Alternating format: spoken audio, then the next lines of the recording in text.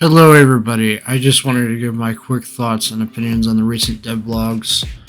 It seems that we're having some changes to submarines, which they're going to show oil slick. We're also going to have changes to aircraft spotting to have it be equal to how the ships are spotted via surface, if you know what I mean. So it's going to be basically the same kind of way of spotting as is surface ships. So that's going to be an interesting concept test by Wargaming, I believe.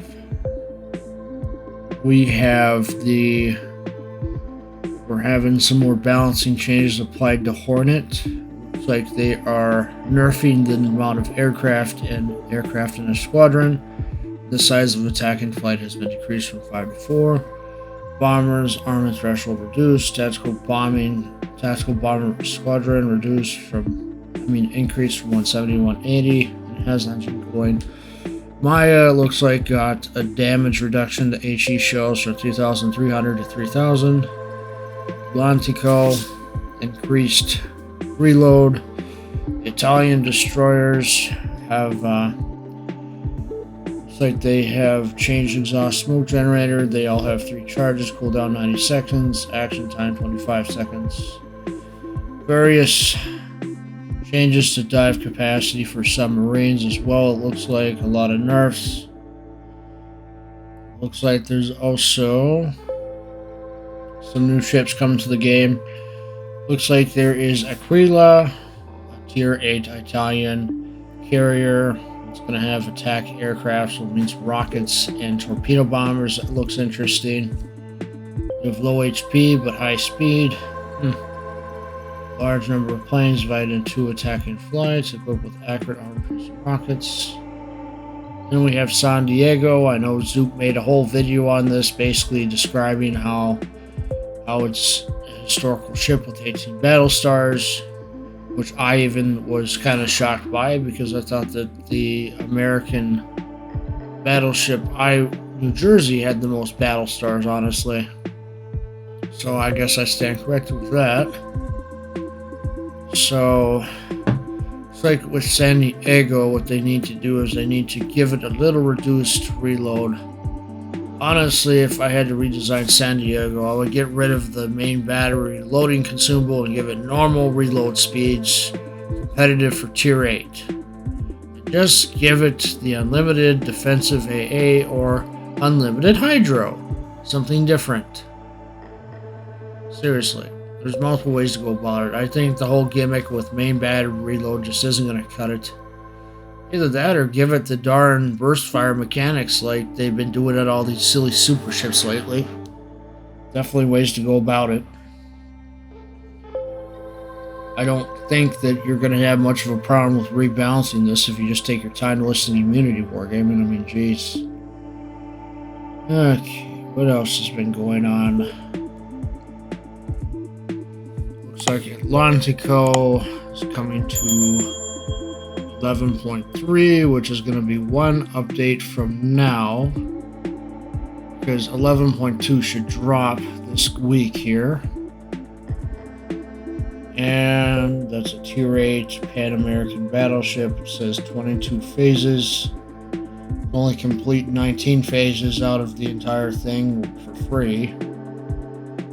But they're going to be time-locked missions, of course, which sucks. It says that phases can be completed through the Dockyard combat mission groups or purchased for 17,050 balloons each. The only advantage to buying out the Dockyard is to get those steel rewards of 250 steel. But if you're running clan battles, then you don't have to worry about that so much, which is something hopefully I can do in the future. Looks like there's numerous HD texture updates for the maps Tears of the Desert, Trap, Warrior's Path, and Solomon Islands. It looks like that Wargaming's adding in dynamic weather-based snow effects on ships. They're adding in a special camouflage similar to Hyuga's on Maya. And then a Japanese castle camouflage, which I'm going to guess it's similar to the Fuso one, is going to be given away probably through some live stream event on Twitch and Discord. Wings of Courage camouflage has been added for Avery. Dusky Owl added for Ragnar. Doolittle Raid camo added to Hornet.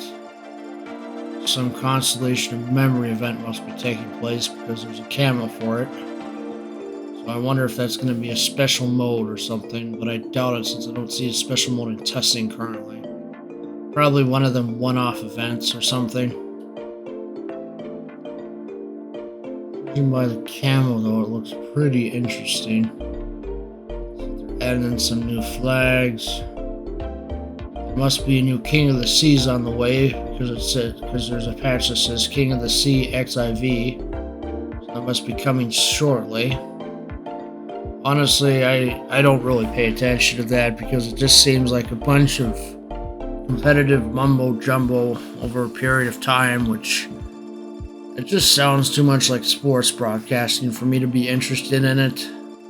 I know some like it, some don't. I'm on the fence of if there's an interesting clip or something, I'll watch it, but I'm not gonna sit around for a long time sitting there watching them duke it out. Just not appealing to me. I understand community contributors are heavily involved in that. All the best to them. I'm sure they're having a blast covering it. So I'm sure they're going to be covering it again. Last thing we got on the docket today is Patrai, a super battleship for the French. 12 431mm guns and AA explosive 1950s anti-aircraft weaponry. High rate of fire. Long range secondaries. What else we got here? Trying to find its special combat instructions. Oh, here we go.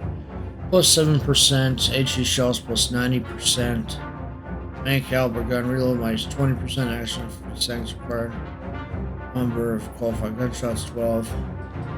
Honestly, this just seems like a rehash of the special equipment stuff that they were throwing out a couple years back, except on ships that are a tier higher. I'm not a big fan of these super ships, I'm not going to lie. They really just disappoint me.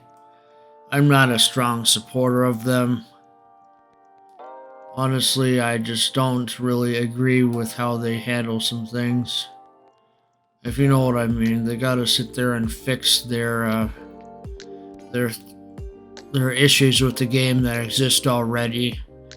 A lot of rebalancing needs to take place in the Japanese cruiser line, for instance, with Zhao. I still believe Zhao needs some buffs. It's not at the right spot yet.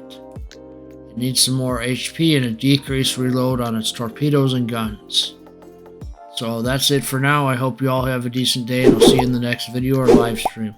Be well, and know that I'm doing the best I can in every video. Thank you so much for watching, and have a great day.